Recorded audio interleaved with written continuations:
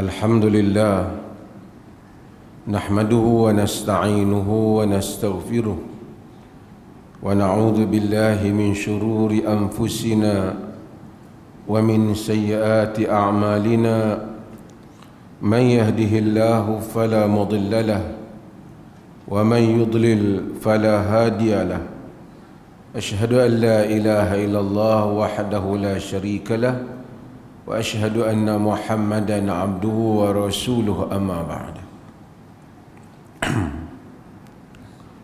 Hadirin dan hadirat yang dirahmati Allah,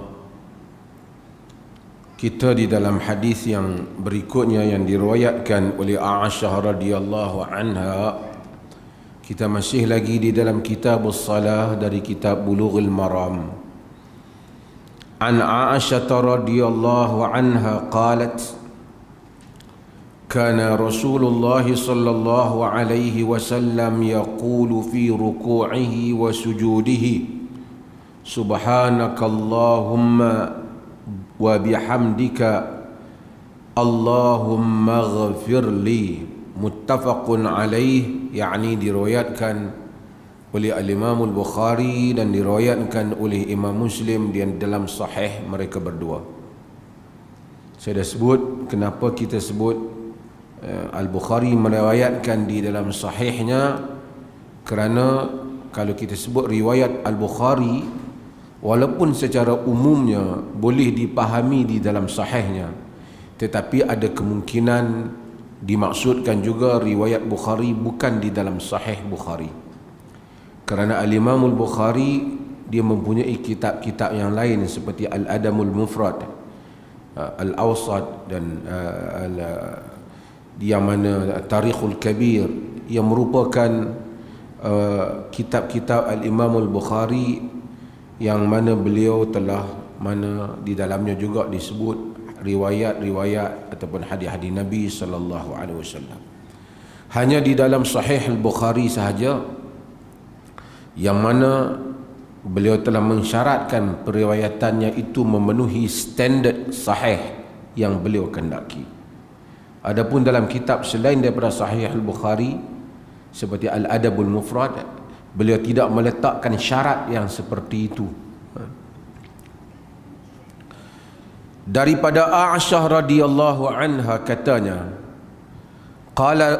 qalat, yani dia berkata, kana Rasulullah sallallahu alaihi wasallam, adalah Rasulullah sallallahu alaihi wasallam, yaqulu fi ruku'ihi wa sujudihi, berkata, yakni dalam konteks ini membaca, fi ruku'ihi wa sujudihi, di dalam rukuknya dan di dalam sujudnya, menunjukkan bacaan yang dia sebut ini dibaca di dalam rukuk dan juga di dalam sujud.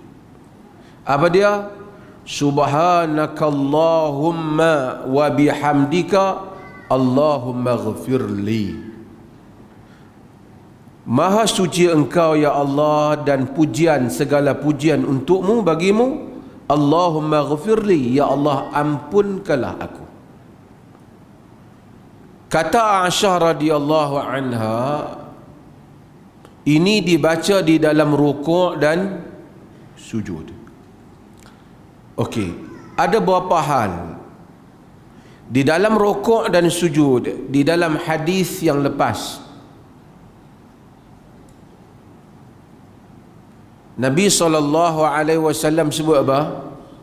Bahwasanya wa inni nuhitu an aqra Quran raki'an aw sajida. Aku dilarang membaca Al-Quran ketika rukuk ataupun sujud. Ada orang tanya minggu lepas, pasal saya ni ada orang hantar email tanya, macam mana kalau dia baca doa-doa daripada Al-Quran seperti Rabbana atina fid dunya hasanah wa fil akhirati hasanah wa qina azabannar, tidakkah doa-doa ini ada di dalam Al-Quran? Yang dimaksudkan dengan membaca Al-Quran ialah membaca Al-Quran, yakni bertujuan untuk baca Quran. Adapun jika dia membaca doa, tujuannya untuk meminta doa, bukan nak mendapat pahala bacaan Quran, tapi nak berdoa, tapi dia ambil doa seperti mana yang Quran ajar, dibolehkan. Kerana dia bukan membaca itu dengan tujuan membaca Quran, dia membaca itu dengan tujuan berdoa. Tapi kalau dia baca keseluruhan ayat tu daripada awal, berarti dia baca Quran. Tapi kalau dia ambil doa sahaja, maksudnya dia memang bertujuan berdoa, maka dia boleh untuk membaca doa-doa yang ada dalam Quran. Dan misalnya dia tengok doa Nabi Sulaiman, Rabbi auzi'ni an ashkura ni'mataka allati an'amta alayya wa ala walidayya wa an a'mala salihah. Dia baca. Tapi dia tak payah mula daripada mula, fatabassama dhahikan min qawliha. Itu artinya dia baca Quran. Tapi kalau dia ambil doa sahaja, berarti dia hanya bertujuan untuk membaca doa. Ini tak termasuk di dalam larangan yang disebutkan di dalam hadis yang lepas. Dalam hadis ni Nabi SAW baca ketika rukuk dan sujud, subhanakallahumma wa bihamdika, kan, iaitu bertasbih subhana dan hamdika bertahmid. Para ulama hadis apabila mereka melalui ini, mereka menyebut bahawasanya ini seperti yang diajar di dalam surah An-Nasr, idza jaa nasrullahi wal fath wa ra'aitan nasa yadkhuluna fi dinillahi fasabbih bihamdik. Jadi bertasbih dan bertahmid. Jadi ini adalah hadis ini melaksanakan apa yang disebutkan di dalam surah An-Nasr. Cumanya di hujung hadis ni, dia ada Allahumma ghafirli, ya Allah ampunkanlah aku. Ia memberi satu makna baru bahawasanya boleh juga ketika rukuk doa. Walaupun hadis sebut Nabi kata fashtahidu fi doa, Nabi suruh masa sujud maka bersungguh-sungguh di dalam pada doa, kan. Tapi hadis ni kata Aisyah Nabi baca semasa rokok dan sujud, bagi menunjukkan sujud juga boleh, juga rokok juga boleh juga memohon keampunan daripada Allah Azza wa Jalla.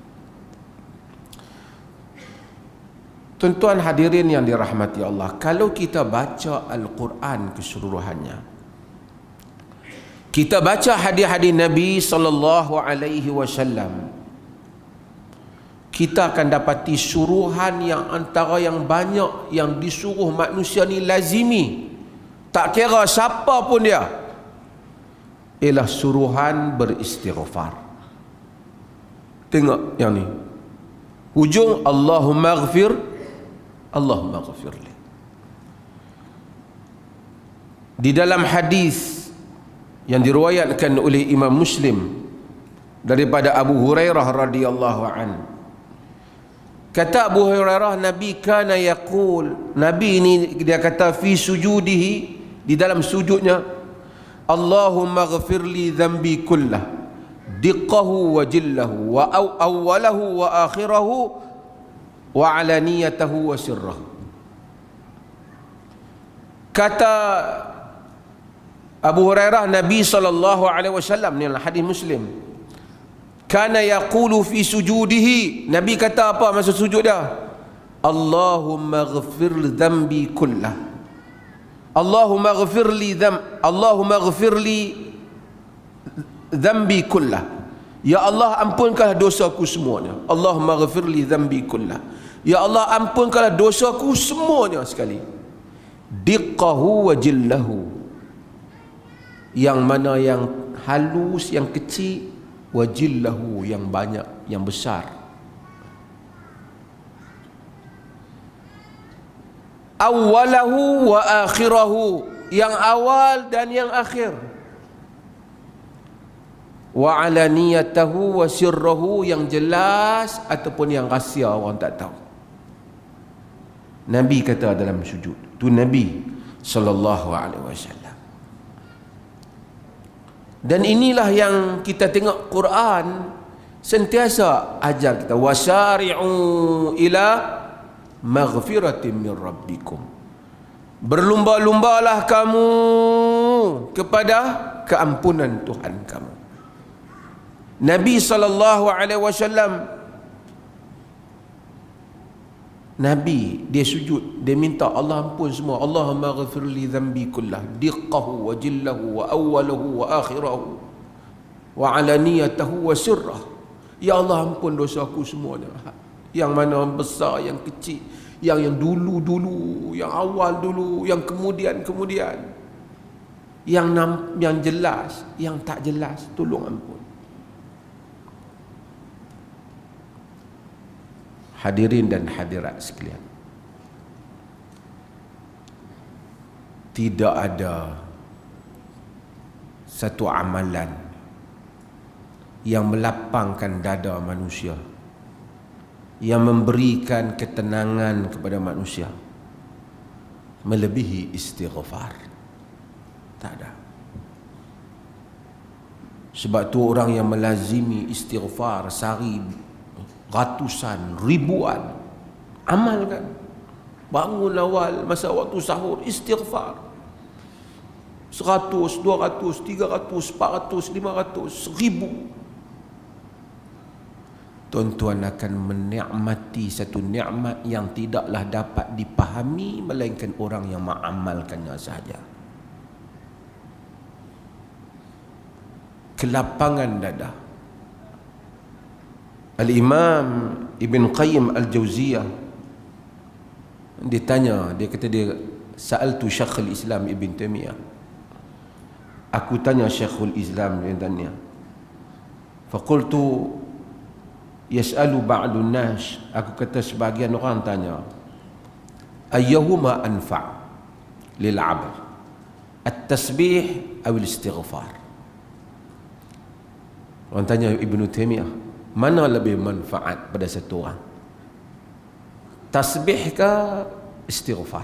Dua-dua penting, dua-dua Nabi ajar. Tapi orang tanya, kalau kita ada masa nak tasbih, nak istighfar. Ibn Taimiyah rahimahullah kata, idza kana thawbu naqiyan fal bukhuru wal ma'ul wardi anfa' lahu. Jika sekiranya kain itu bersih, maka bukhur, asap yang wangi tu Arab tu, dan air mawar lebih manfaat untuk dia. Wa in kana danisan, tapi jika dia kain tu kotor, fasabun wal ma' anfa'u lahu, maka sabun dan air lebih manfaat untuk dia. Maksudnya apa? Kita semua pendosa. Kalau kita fahamlah, bila kita banyak, kita istighfar sebanyak, kemudian kita ikuti dengan tasbih. Banyakkan tasbih juga, bukan tinggalkan tasbih, tapi istighfar diajar oleh Allah. Khususkan wabil ashari hum yastaghfirun, pada waktu sahur mereka beristighfar. Sebab tu manusia dia bangun tengah malam, dia sembahyang tahajud, lepas tu dia habis dia tahajud, kalau ada ruang masa untuk dia banyakkan istighfar sebanyak yang dia mampu. Tak apa kira dengan elektronik ke, nak kira dengan tasbih, kullu hasan, semuanya boleh, kata Ibn Taimiyah. Zaman dia tak ada lah elektronik tu, tapi yang tak bolehnya duk pegang tasbih, duk tunjuk ke orang, tengok aku istighfar berapa kali hari ni. hak tu riak. Tapi yang tu sekadar nak kira, bukan kerana kita nak berkira dengan Tuhan, nak menggalakkan diri kita bagi banyak. Mungkin kemarin kita buat 500, hari ni kita nak buat 1000. Tapi siapa yang beristighfar bersama-sama dengan istighfar dia tu, astaghfirullahalazim, dia memang minta ampun ke Allah bersama dengan perasaan memohon keampunan kepada Allah. Dia akan merasai keajaiban nikmat istighfar. Sebahagian orang kita tengok terdesak dengan jiwa mereka, resah. Kita bagi tahu dia istighfar, kadang-kadang dia tak faham. Dia istighfar, aku susah hati. Istighfar. Nabi SAW dalam hadis yang diriwayatkan oleh Imam Al-Bukhari, sebelum Nabi bagi salam, nanti kita akan jumpa hadis Nabi SAW sebelum bagi salam, Allahumma ghafirli ma qaddamtu wa ma akhartu wa ma asrartu wa ma a'lantu wa ma asraftu wa ma anta a'lamu bihi minni antal muqaddimu wa antal muakhir la ilaha illa anta. Allahumma ghafirli ma qaddamtu. Tuan-tuan, solat kita tengok dalam hadis ni, merukuk minta ampun. Nabi bila baca lalu ayat ampun minta ampun, lalu ayat neraka minta jauh neraka, lalu ayat syurga minta syurga, lalu rukuk minta ampun, sujud minta ampun. Sebelum bagi salam, Nabi kata, Allahumma ghafirli ma qaddamtu wa ma akhartu. Ya Allah, ampunkanlah aku apa yang telah aku dahului daripada dosa.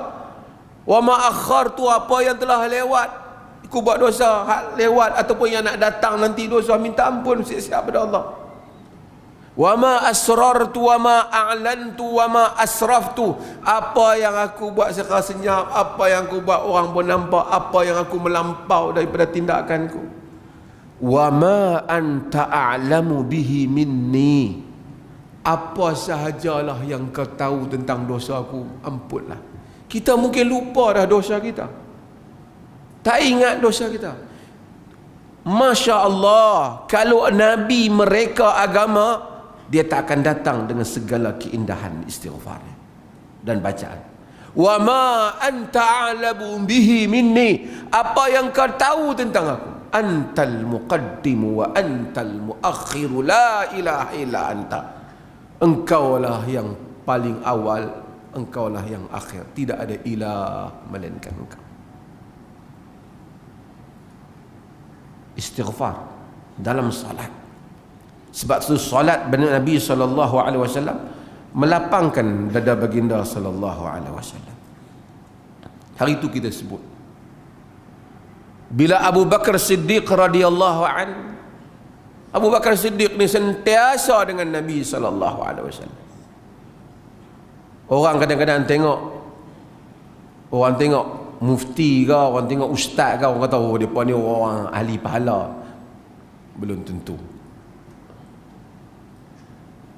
Dan kita pun kalau duk kerap main masjid semua, jangan duk rasa aku ni nak istighfar apa lagi duk pergi masjid dah. Jangan duk berasa macam tu. Na'udzubillah. Abu Bakar Siddiq, Abu Bakar insan yang terbaik selepas Nabi SAW. Apa yang dia tak korban untuk Nabi SAW? Nabi solat dia dengan Nabi, Nabi apa saja, Nabi hijrah dia dengan Nabi. Tapi bila dia tanya Nabi SAW, ya Rasulullah, alimni du'aan ad'u biha fi salati, wahai Rasulullah, ajar aku satu doa yang aku nak doa semasa aku solat. Kita mesti tengok, ini mesti special doa Nabi ajar ke Abu Bakar. Abu Bakar, kalau hak mana kaki-kaki biasa ni, hang pergi minta ampun banyak sikit ni. Tapi ini Abu Bakar ajak agak-agak apa Nabi SAW ajak Abu Bakar. Hari itu kita dah baca hadis. Hadis ini dalam Sahih Bukhari. Allahumma inni zalamtu nafsi zulman kathira wa la yaghfiru dhunuba illa anta faghfir li maghfiratan min indika warhamni innaka antal ghafurur rahim. Allahumma inni zalamtu nafsi zulman katsira. Ya Allah, aku telah menzalimkan diriku dengan kezaliman yang banyak. Itu yang Nabi ajar pada Abu Bakar. Wala yaghfiru dzunuba illa anta. Tidaklah ada yang dapat mengampunkan dosa melainkan engkau. Faghfirli maghfiratan min indika warhamni. Ampunkanlah aku dari satu keampunan daripada sisimu dan kesianlah ke aku. Innaka antal ghafurur rahim. Sesungguhnya engkau itu ghafur, rahim, maha pengampun dan maha kesian.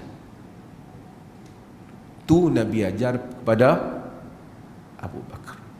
Kalau itu doa yang Nabi ajar kepada Abu Bakar, kita berjuta-juta kali ganda lebih berhajat kepada doa itu di dalam solat lebih daripada Abu Bakar. Hafaz doa-doa Nabi SAW ada dalam Jabatan Mufti pun dah keluar, di dalam Hisnul Muslim tu pun dah keluar. Siapa yang mampu baca dalam hadis-hadis terus daripada Sahih Bukhari, Muslim. Indah doa Nabi. Kadang-kadang orang ni pergi cari senjata untuk lebay. Orang tanya, apa dia bacaan nak bagi hilang perasaan ni? Tak apa, kalau boleh baca doa apa pun boleh. Tetapi istighfar, di samping boleh baca doa lain, tapi istighfar mempunyai keajaiban yang luar biasa. Sebab itu all the best, kesemua yang terbaik Nabi ajar pada Abu Bakar. Dia tanya special doa untuk dia, bukan bersama dengan Nabi, dia sendiri nak doa. Nabi ajar supaya minta ampun. Kejayaan ramai manusia dalam hidup ni merentasi segala gelora hidup dengan istighfar. Dengan istighfar.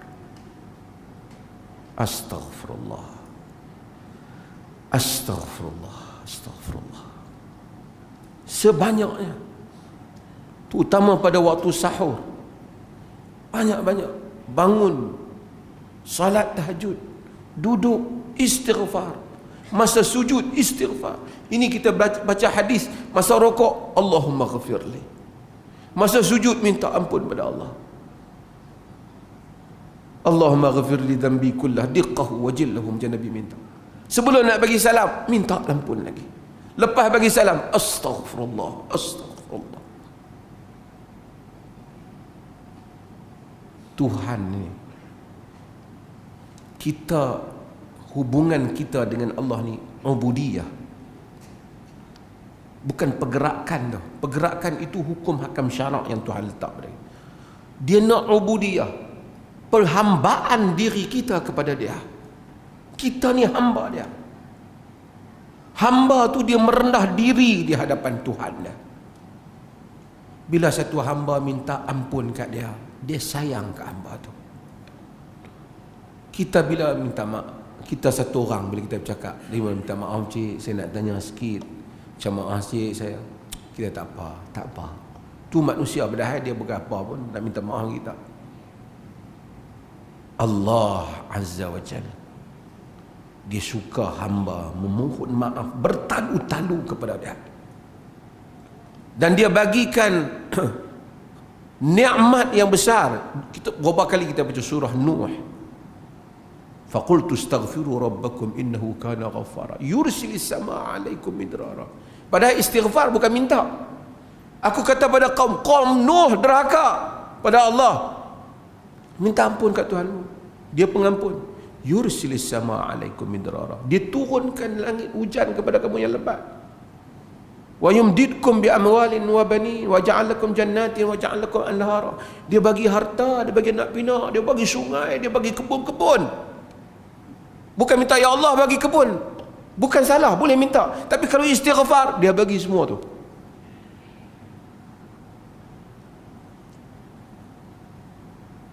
Bahkan yang buat salah dengan dia, wa ma kana Allah liyu'adzibahum wa anta fihim. Allah tak azabkan mereka sedangkan kau bersama mereka, wahai Muhammad. Wa ma kana Allah mu'adzibahum wa hum yastaghfirun. Dan Allah tak akan mengazab mereka sedangkan mereka beristighfar. Walaupun buat dosa, dia ya Allah astaghfirullahalazim. Astaghfirullahalazim. Ya Allah, ampun ya Allah. Allah kata aku tak azab. Selagi dia minta ampun aku tak azab. Janji Allah dalam Quran. Saya tengok video satu Syekh Arab. Dia tanya mak dia apa, berapa lama nak masak makanan tu, dia nak tengok resipi tu. Orang dulu-dulu dia kata tak ada apa.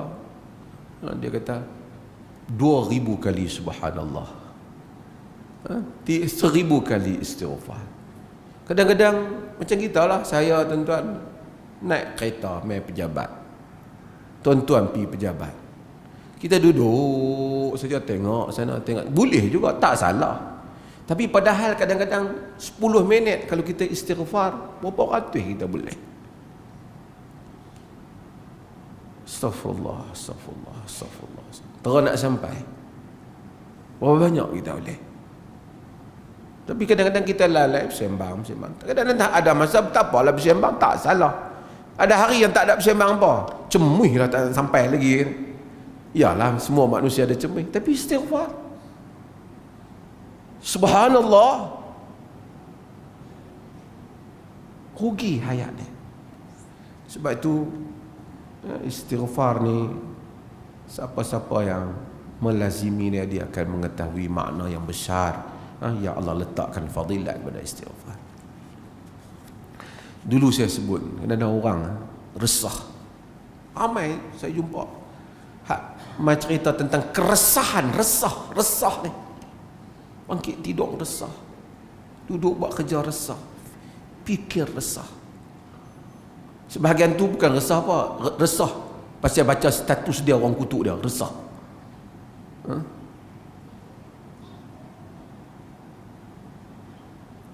Allah Subhanahu wa taala bila kata kat Nabi dalam akhir surah Hijr, tuan-tuan baca, walaqad na'lamu annaka yadhiqu sadruka bima yaqulun. Kami tahu, benar-benar tahu, sesungguhnya sesak, sempit dada engkau dengan apa yang mereka kata. Manusia, tuan-tuan, hatta Nabi sallallahu alaihi wasallam, sehebat-hebat manusia, Allah kata yadhiqu sadruka bima yaqulun. Sempit dada engkau dengan apa yang mereka kata. Memanglah manusia, pipi dia kata Allah, mereka kutuk hang teruk. Setengah orang dia pening. Hatta Nabi bila keluar pergi jumpa masyarakat dia, tu zaman tak ada Facebook, tak ada apa lah, duk kata kat dia kok jalan, yadhiqu sadruka bima yaqulun. Sempit dada engkau dengan apa yang mereka lakukan. Allah tak kata engkau kumpul hujah yang kuat, engkau jawab dia apa, lapang dada. Allah tak kata yang tu. Yang tu ada juga bab jawab orang ni, tapi Allah kata apa, fasabbih bihamdi rabbika wa kun minas sajidin. Fasabbih bihamdi rabbik, bertasbih, puji Tuhan kamu, wa kun minas sajidin, dan jadilah engkau di kalangan orang-orang yang sujud. Ramai orang kadang-kadang cerita sesak dada dia, sempit fikir masalah. Kita kata wa kun minas sajidin, jadi di kalangan orang yang sujud. Bangun tengah malam, solat 2 rakaat, sujud, minta ampun pada Allah, minta kat dia segala hasrat. Wa kun minas sajidin. InsyaAllah selepas dia minta, dia istighfar, lapang dada dia. Allah buka apa yang dia tak nampak. Sebahagian masalah kita ni just like that, dia kata, macam tu je nak selesai dia. Tapi kalau Allah tutup, kita tak nampak. Kemudian Allah Kalau diletakkan segala keserabutan dalam diri, kita nampak kelam dunia ni. Padahal pintu keluar dari tepi tu. Tapi kalau Allah lapangkan dada, Rabbi syrah li sadri, lagi wa yassir li amri wahlul 'uqdatan min lisani yafqahu qawli. Itu Nabi Musa kata, Rabbi syrah li sadri, wahai Tuhanku, lapangkanlah dadaku. Wa yassir li amri, mudahkan urusanku. Ni pelajar-pelajar kuib saya. Doa. Wahlul 'uqdatan min lisani, buka, rongkaikan uqdah, simpulan di lidahku. Yafqahu qawli, mereka faham perkataanku. Allah faham kan? Allah beri fasih, kita cakap orang faham. Tapi sebelum tu, Rabbi syrah li sadri, lapangkan dadaku. Dada kita ni lapang dulu sebelum dada orang. Wa yassir li amri, mudahkan urusanku. Kalau Allah mudahkan sejuta reba dan hadangan yang orang letak di hadapan, kita lalu boleh, insya-Allah. Tapi kalau Allah tak mudahkan, batu kecil pun kita jatuh. Baca. Itu makna mempelajari salat, makna doa, makna ubudiyah. Bukan tak apa kita belajar hukum hakam ni, hukum hakam suatu tuntutan yang mesti dibuat. Tapi apa yang bersama dengan hukum itu, Allah menghendaki ubudiyah kepadanya. Penghambaan diri, menghambakan diri kita kepadanya. Apabila kita mendapati, memahami maksud agama ini, di mana pun kita belajar agama, kita akan jelas. Kita belajar tentang solat, sifat kita akan jelas. Tujuan kita ubudiyah pada Allah. Hukum, pelaksanaan hukum ni satu hal, tetapi mengisi di sebalik pergerakan itu ialah ubudiyah kepada Allah Azza wa Jalla. Sebab tu Allah tahu kadang-kadang siang kita sibuk, nak solat kita tak sempat, banyak kadang-kadang kita buat solat tu, tetapi tidaklah sesempurna sangat. Kerana kita fikir kerja kita fikir urusan kita. Sebab tu disuruh kita bangun malam supaya kita doa, kita tasbih, kita istighfar. Seperti hadis-hadis Nabi SAW yang kita baca dalam bab ni. Mudah-mudahan kita laksanakan apa yang ada. Saya nak cerita pasal Rabbi ghafirli. Hadis yang berikutnya, wa an Abi Hurairah radhiyallahu an, daripada Abi Hurairah radhiyallahu an. Qala, katanya, kana Rasulullah sallallahu alaihi wasallam, adalah Rasulullah sallallahu alaihi wasallam, idza qama ila salati yukabbiru hina yaqum. Nabi itu apabila berdiri kepada salat, bertakbir ketika baginda berdiri. Berdiri, Allahu akbar, dia takbir. Nabi mula salat dengan takbir. Ada orang kata tak usolli tak boleh, dia mula dengan takbir. Usolli ada qaul di kalangan ulama, khususnya dalam mazhab Syafi'i yang sebut tak apalah dia sebut, tapi sifat solat ni takbir. Habis tu masa mula niat, dia niatlah idza qam tu, apabila dia bangun tu mestilah dia niat nak sembahyang. Kalau dia tak ada niat, dia tak takbir lah, mestilah dia pergi pasar. Tu pun dia keluar masjid. Hang ni semayang tak ada niat. Kata aku semayang tak ada niat, aku tak main duduk dalam saf ni lah.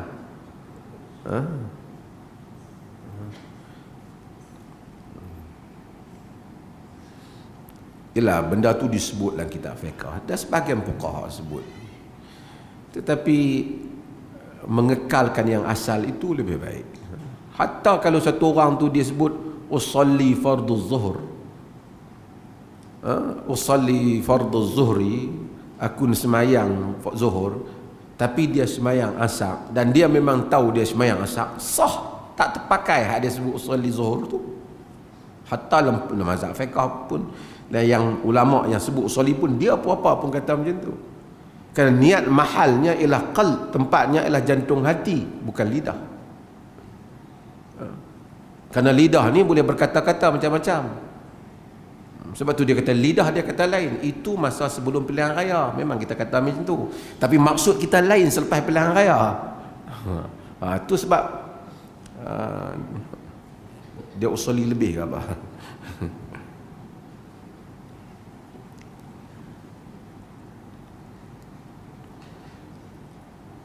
Summa yukabbiru hina yarka'. Kemudian dia bertakbir ketika dia nak rokok. Jadi Allahu Akbar, dia takbir. Hari itu kita kata dia mengangkat tangan. Hari ini dia sebut takbir. Takbir intiqalat, yakni dia intiqal, dia berpindah, itu dia takbir. Yang tadi takbir takbiratul ihram. Yang ihram maksudnya selepas dia takbir tu dah tak boleh buat apa dah. Takbir intiqal ini majoriti ulama menyatakan sunnah. Di dalam mazhab Ahmad dia mewajibkan. Ini tak boleh tinggal. Tapi majoriti ulama sunnah. Tapi kita buatlah, Nabi buat Allahu Akbar. Dia kata hina yarka', ketika rokok.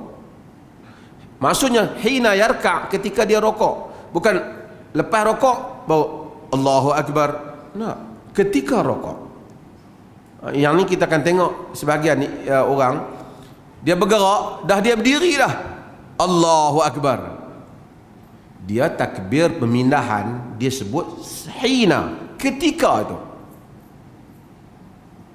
Tuan-tuan faham maksud saya? Ketika setengah orang mencari imam, dia bangkit, dah berdiri tegak dah. Allahu Akbar. Sepatutnya dia berkata hina, ketika pergerakan dia tu dia sebut. Tuan-tuan faham maksud saya? Summa yaqulu sami Allahu liman hamidah. Kemudian Nabi menyebut bila bangun dia berrokok dah, sami Allahu liman hamidah. Apa maksud sami Allahu liman hamidah? Allah mendengar kepada sesiapa yang memujinya. Cuba kita bayangkan, imam kata sami Allahu liman hamidah. Maksud dia kata Allah dengar siapa puji dia. Hatta orang bisu yang tak ada suara pun dia puji Allah, Allah dengar. Kita duduk seorang-seorang tengok satu benda, Masya Allah, Subhanallah. Siapa pun tak dengar, kita je Allah dengar. Orang puji dia. Allah dengar semua pujian-pujian yang kita lafazkan kepada untuknya di dalam salat kita. Sami Allahu liman hamida. Kata dia, hina yarfa'u sulbahu minar ruku', ketika mengangkat belakangnya daripada rukuk. Sami Allahu liman hamida, bukan dia bangkit dulu, sami Allahu liman hamida. Hina, ketika. Summa yaqul wa huwa qa'im, kemudian baginda berkata ketika baginda sedang berdiri, Rabbana walakal hamd. Masa bila tu? Masa sami Allahu liman hamidah bergerak. Masa dah berdiri kata apa? Bukan sama-sama berdiri sami Allahu liman hamidah Rabbana wa dah. Sami Allahu liman hamidah semasa bangun, bergerakkan itu. Bila bangun wa huwa qa'imun, dalam keadaan berdiri kata apa? Rabbana walakal hamd. Summa yukabbir hina yahwi sajidan, kemudian bertakbir ketika dia turun untuk sujud. Bukan sampai sujud Allahu Akbar. Setengah imam dia kena betul kan. Dia sujud dah, Allahu Akbar. Masa dia bangkit tak bunyi apa, berdiri dah, Allahu Akbar. Dia bersama dengan pergerakannya. Summa yukabbir hina yarfa'u ra'sahu, kemudian bertakbir ketika angkat kepalanya daripada sujud tu. Summa yukabbir hina yasjud, kemudian bertakbir lagi apabila sujud. Summa yukabbir hina yarfa', kemudian bertakbir ketika angkat bangun daripada sujud. thumma yaf'alu dhalika fi salati kulliha, kemudian baginda buat demikian itu di dalam solatnya kesemuanya. Wa yukabbiru hina yakunu min athnataini ba'dal julus, dan bertakbir ketika bangun daripada 2 rakaat daripada julus, yakni hari itu kita dah sebut bab bangun dan mengangkat tangan ketika rakaat yang kedua. Ada beberapa perbahasan yang saya nak sebut di dalam berkenaan dengan hadis ni tentang bacaan Sami Allahu liman hamidah. Bacaan ini para ulama sepakat, Sami Allahu liman hamidah, Rabbana walakal hamd, dibaca oleh imam dan juga orang yang bacaan Rabbana walakal, Sami Allah liman hamidah, Rabbana walakal hamd. Kalau satu orang bersemayang seorang, dia memang baca, dia tu imam ataupun dia semayang seorang, dia baca. Cuma mereka berbeza pendapat. Kalaulah sekiranya dia itu makmum, adakah makmum perlu sebut Sami Allahu liman hamidah, ataupun makmum sebut hanya Rabbana walakal hamd ataupun Allahumma Rabbana walakal hamd? Sebelum tu saya nak jelaskan bacaan dia selepas Sami Allahu liman hamidah.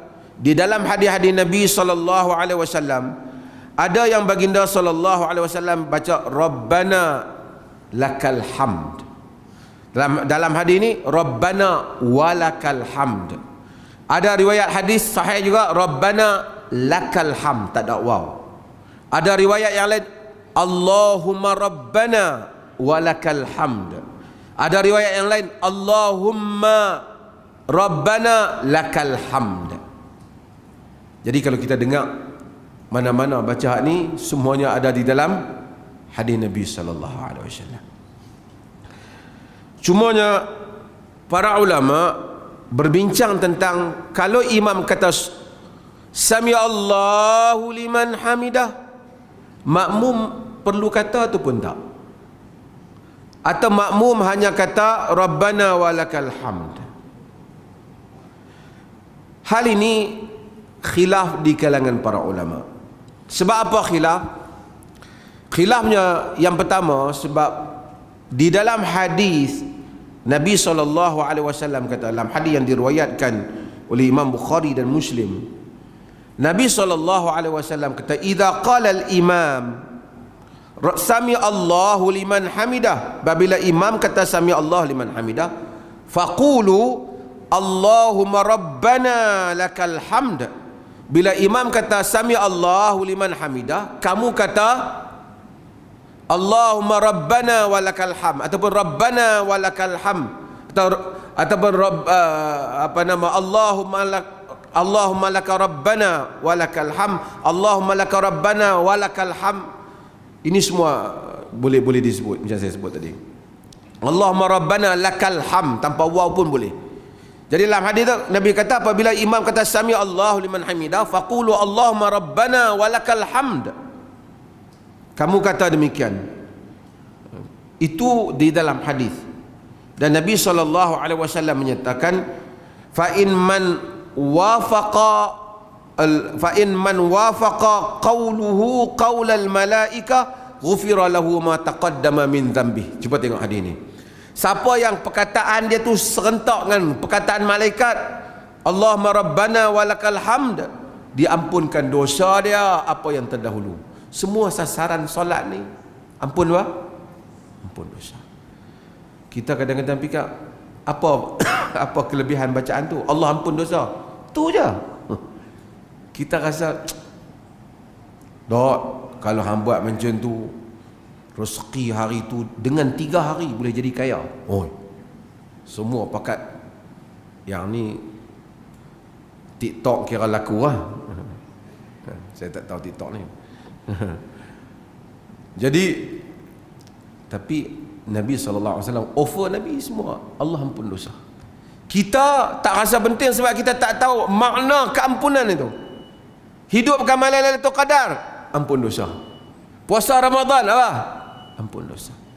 Tapi apabila sesiapa yang saya sebut tadi melazimi istighfar, Bila Allah ampunkan dosa, dia akan tahu makna ampun dosa.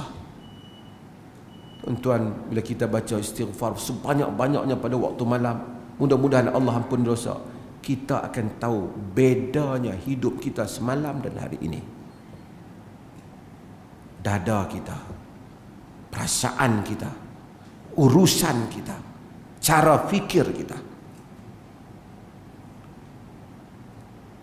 Okey, hadis ni menyebabkan majoriti para ulama menyatakan, imam kata sami Allahu liman hamidah, rabbana, makmum kata rabbana walakal hamd. Cumanya di dalam mazhab Syafi'i dia kata makmum dan imam kata dua-dua sekali. Sami Allahu liman hamidah pun kata rabbana walakal hamd. Alasan dia apa? Ni hadis ni kata macam ni.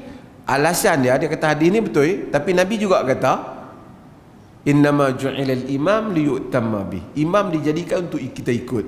Bila dia kata sami Allah liman hamidah, ikutlah dia kata. Dia kesimpulan dia begitu. Tetapi majoriti para ulama dalam mazhab Hanafi, Malik dan Imam Ahmad menyatakan sami Allahu liman hamidah. Yang tu imam yang kata, kita jawab apa dia? Rabbana walakal hamd. Wallahu ta'ala alam. Saya rasa qaul jumhur dalam masalah ni lebih kuat untuk diamalkan. Lebih kuat. Satu soalan ni tak apa nak faham ni.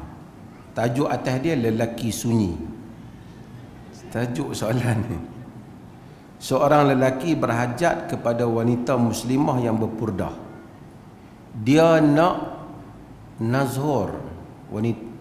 Oh, nak nazar kot. Saya tak cakap Arab ni.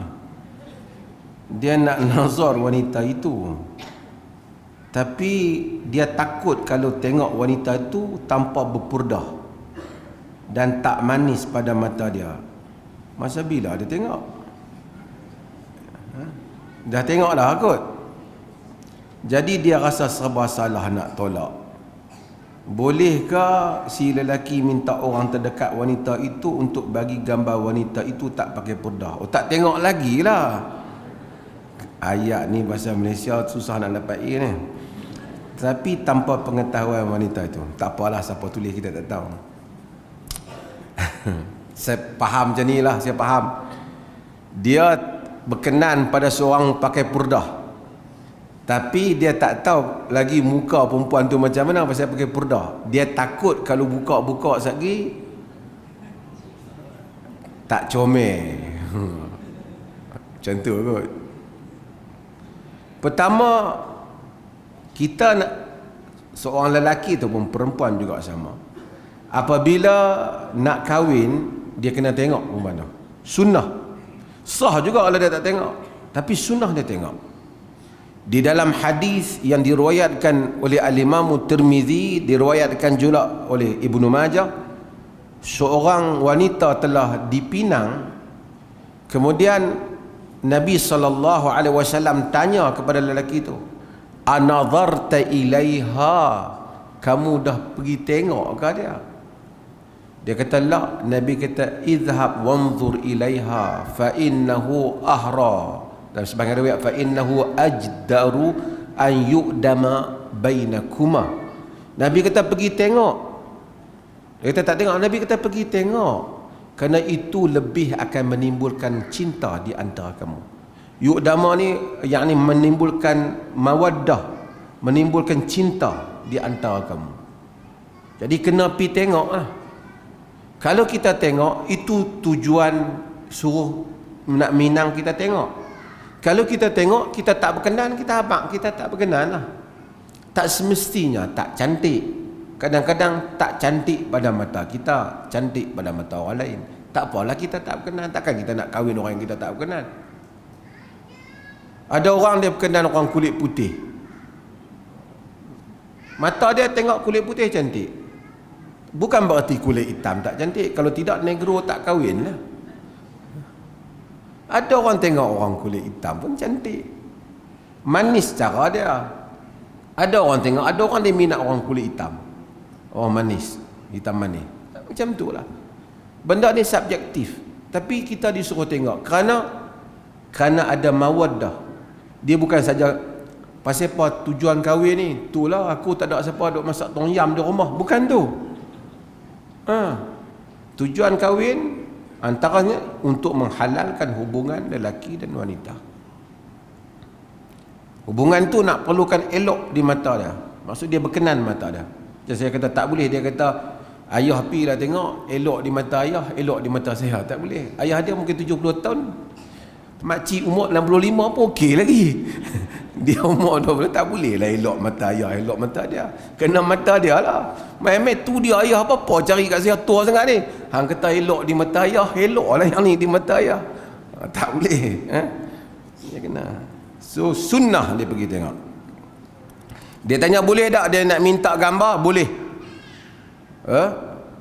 Wanita yang pakai purdah pun, kalau dia berpendapat pakai purdah itu wajib tutup muka dia, semasa orang nak meminang dia boleh buka.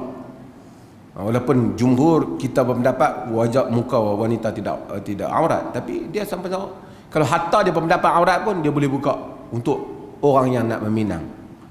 Jadi orang yang nak minang tu dia pergi tengok, saya nak tengok awak sebab saya nak minang awak. Dia kena tengok.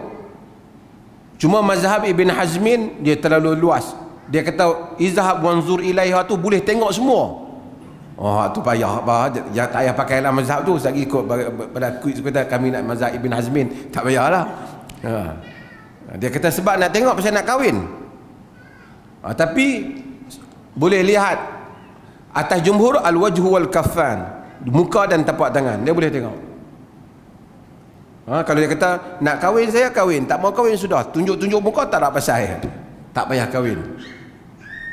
Lagi kahwin-kahwin lain kan, kerana ini menyanggahi sunnah. Tapi kalau dia kahwin juga tak tengok pun okey lah, kahwin je lah. Buka-buka malam pertama terkejut. Taklah seperti mana hak kata makan apple tu, hak tu cerita. Itu cerita apa?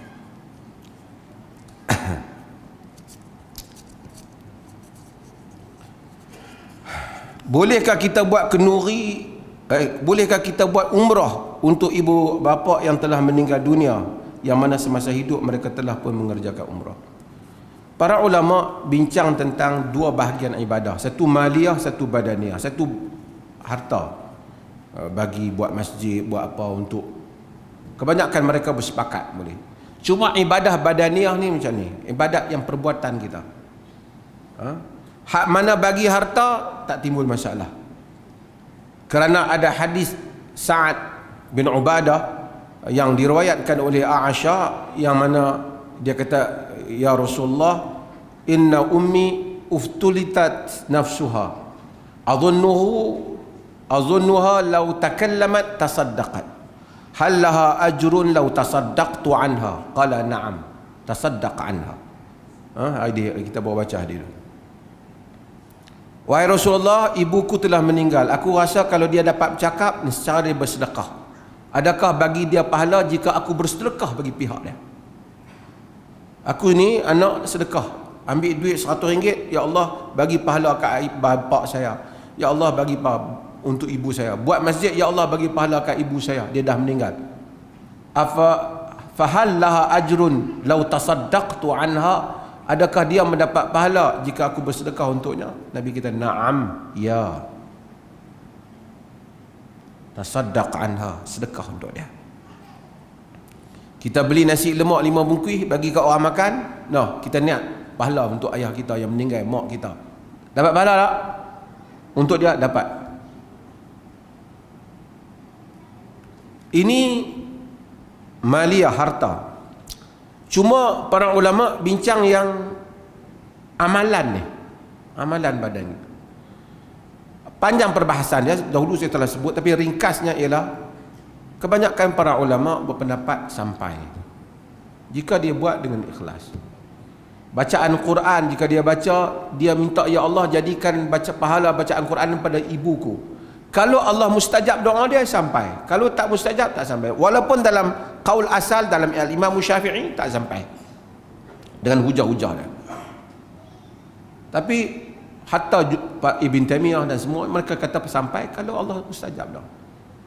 Kita buat umrah, Umrah tu sendiri dah dapat pahala dah.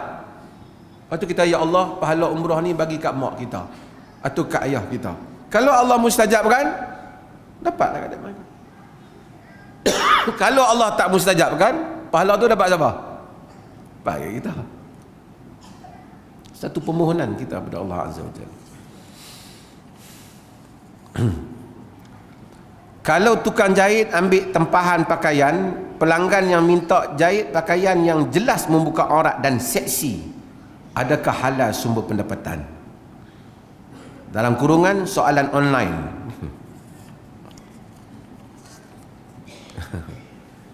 Tuan-tuan,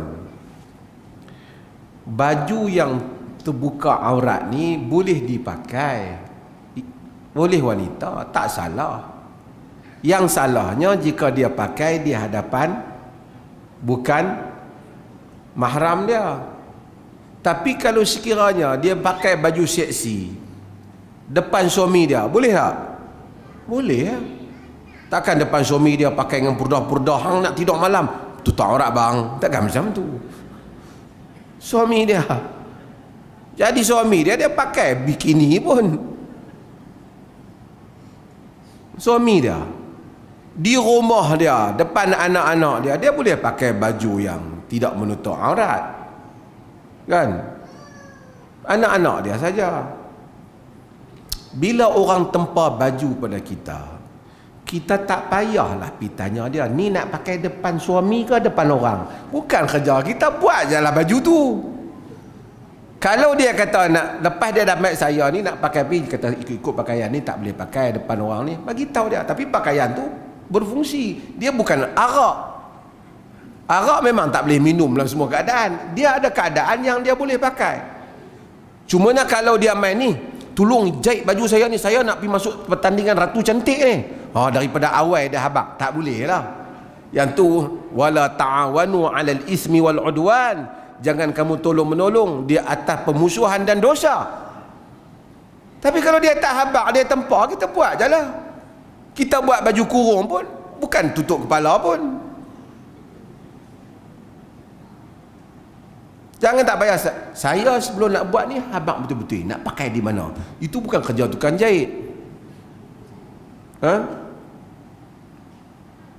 Sebab tu kadang-kadang agama dia tidak suruh kita pergi cari benda-benda yang tak menjadi keperluan. Pakaian tu boleh dipakai. Yang salahnya dia pakai di mana. Melainkan awal-awal dia mari pada kita, dia habaq. Itu salah lah. Macam, jom aku nak belanja hang, malam tadi aku kena judi. Tak boleh lah. Tapi kalau dia kena judi malam tadi, dia tak habaq apa kat kita, dia belanja kita makan, tak ada masalah apa lah. Dosa judi dia ambil, tom yam kita dapat. Ya. Setengah orang ni sekarang ni banyak ustazah apa semacam pelik-pelik nak gelak ni, saya pun tak tahu. Saya ketinggalan zaman kita tengok benda tu. Tapi tengoklah juga kadang-kadang orang hantar kan. Dia bukan macam tu agama. Sebab tu Nabi ni dia terima pemberian maharaja, pemberian Yahudi bagi. Yang Nabi kena keracunan di Khaybar tu, makanan wanita Yahudi tu bagi. Sedangkan Yahudi kita tahu selalu makan benda haram. Tapi Nabi ambil selagi mana orang bagi. Nabi tak tanya, hang ambil mana? Nabi tak tanya. Kerana itu bukan kita. Kalau tidak, kita tak boleh pergi. Setiap kali belanja, member nak belanja, bagi tahu dulu duit halal, duit haram. Tak perlu. Melainkan daripada awal dia istihar hal itu. Kalau tidak, kita tak boleh hidup. Nabi terima hadiah yang diberi oleh maharaja-maharaja pada dia. Dia terima hadiah daripada Najasyi. Dia terima, walaupun Najasyi itu telah masuk Islam, sebelum tu dia adalah raja. Hadiahnya ialah raja-raja.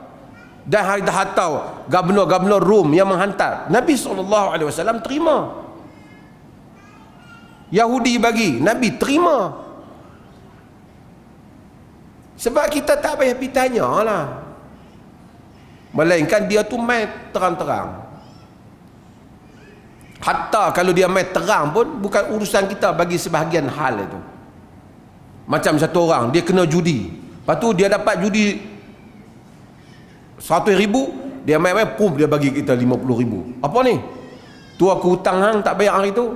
Weh, lah hang duit banyak ah. Apa? Dia kata, minggu lepas kena judi. Kena judi. Boleh ambil duit tu? Boleh lah. Judi dia kena 50,000 duit dia hutang kita dengan dia. Hutang dia wajib bayar. Judi yang jawab depan Allah Ta'ala, aku bukan ambil duit judi, aku ambil duit hutang. Kalau tidak, tuan-tuan tak boleh buka kedai makan. Setiap kali orang nak bayar, bagi tahu dulu duit mana. Jadi orang berhabang, dah makan dah kena RM200, duit mana? Ni duit haram. Makan free cik. Terima kasih ya. Ni kadang-kadang penceramah motivasi ke apa ni, depa ni saya fikir tak apalah, sebahagian tu okey. Sebahagian tu kena kawal diri sikit. Terutama siapa hadap penin 2-3 hari ni. Dia tak boleh. Itu yang dulu kita sebut ni. Anak-anak ni yang duk jadi benak ni sebab mak bapak makan duit. Bapak dia duit haram. Come on. Bapak dia duit haram, yang benak ialah bapak dia. Bukan anak dia. Duit haram tu mai ke tangan pak dia, tapi tangan pak dia kepada dia ialah wang nafkah. Tuan-tuan faham tak? Yang menjadi kewajipan bapak bayar. Duit yang sampai pada kerajaan macam-macam, tapi tuan-tuan cikgu, duit yang tuan-tuan ambil adalah gaji guru. Tuan-tuan faham? Kalau tidak, saya nak telefon dulu setiap kerajaan negara ni, bulan ni gaji saya mai kat mana? Dia kata bulan ni pun haram. Tahun depan ambil dia.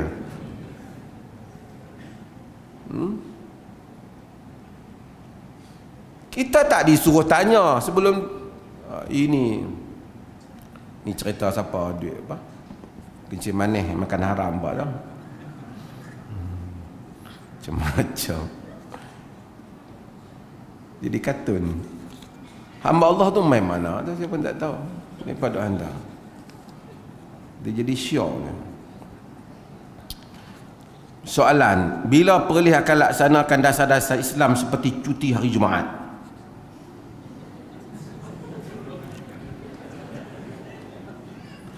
Ni lagi satu.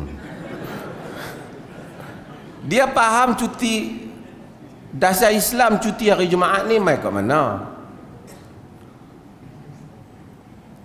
Adakah Nabi pernah kata orang Islam cuti hari Jumaat?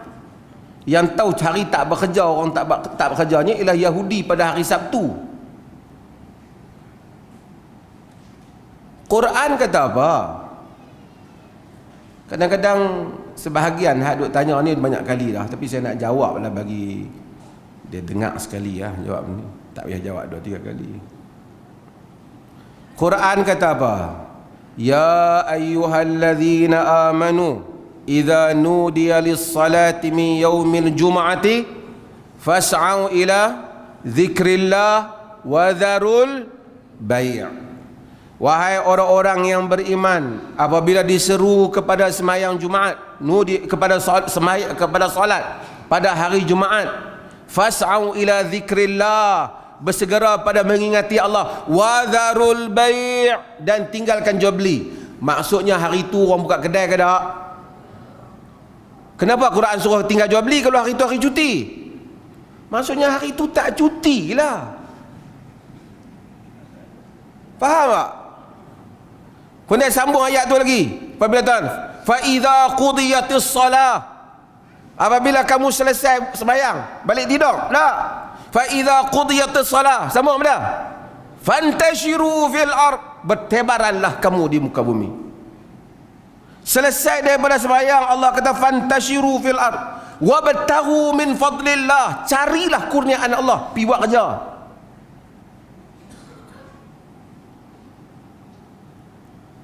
Sebab itu dalam mazhab Malik makruh hari Jumaat tak buat aktiviti apa-apa. Tak ada mazhab 4 yang kata hari Jumaat hari cuti lah. Islam tak pernah ada siapa kata. Nak cuti tu cerita lain, tapi tak ada nas agama kata hari Jumaat cuti. Melainkan orang-orang yang bankrupt akal dia, sehingga dia tak boleh faham. Dia kata kalau melaksanakan Islam cuti hari Jumaat, yang itulah yang ada dalam kepala dia. Bukan dia fikir pentadbiran yang baik, rajin kerja, pengurusan yang bagus. Yang Islam minta, dia duk kira nak cuti hari Jumaat. Agama tak kata cuti hari Jumaat. Pertama, agama tak kata, nas kata kerja hari Jumaat. Kemudian apa akan terjadi? Tapi kalau orang cuti juga hari Jumaat boleh tak?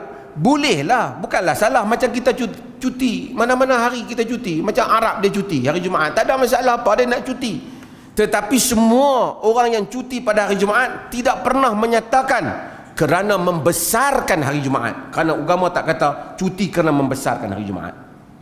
Kerana agama tak ada membesarkan hari itu dengan cuti, tak ada. Membesarkan hari itu dengan ibadat, kerja. Membezakan hari itu, satu hari yang mana orang Islam tak boleh buat apa, tak pergi mana, duduk tunggu di rumah pergi sembahyang Jumaat, tak ada dalam agama macam tu.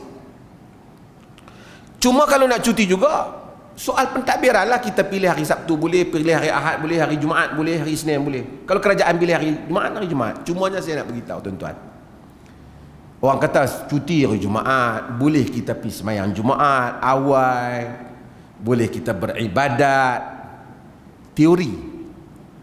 Tapi kalau cuti hari Jumaat, ramai akan bermusafir, betul tak? Bila dia bermusafir, tak wajiblah sembahyang Jumaat. Tambah perlis sempadan dengan Siam, dia pergi Siam, dia pergi Thailand. Sunyilah masjid-masjid kita. Tok Imam pun tak ada, Tok Imam pun pihaknya. Tuan-tuan faham? Bagi negeri-negeri yang banyak kilang, ada pejabat, kerana hari Jumaat hari kerja, orang malu muka mai sembahyang Jumaat. Kalau kilang ada yang sediakan bas, mereka datang sembahyang Jumaat. Kalau hari Jumaat cuti, mungkin tidur di asrama. Sebagian orang yang memang